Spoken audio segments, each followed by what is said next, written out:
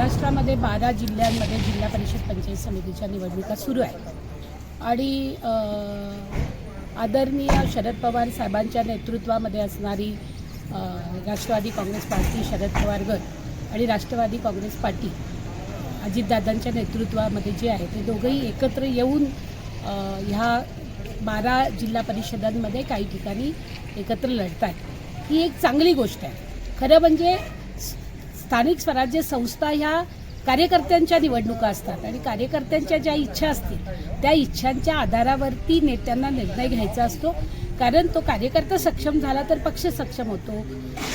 पक्षाचे जे ध्येय धोरणं आहेत त्याच्यासाठी विकासाचं जे काही पाऊल आहे पक्षाला उचलायचं असतं ते कार्यकर्त्यांच्या जोरावरती उचलायचं असतं आणि मग तो कार्यकर्ता सक्षम झाला पाहिजे। त्याच्या आग्रहावरून,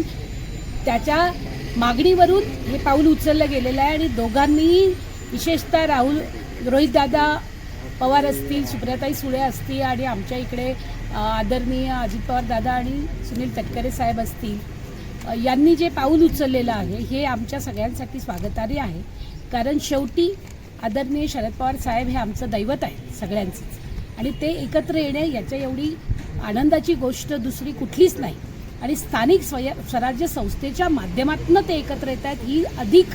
आम्हाला सगळ्यांना आशादायी गोष्ट आहे आणि त्याचाच परिपाक जळगावमधल्या सुद्धा जिल्हा परिषद निवडणुका जेव्हा केव्हा लागतील त्याच्यामध्ये आपल्याला दिसेल आणि तेव्हा आपण एक चांगला रिझल्ट या जिल्ह्यामध्ये देऊ शकू आणि पुन्हा एकदा राष्ट्रवादीचं राजवैभव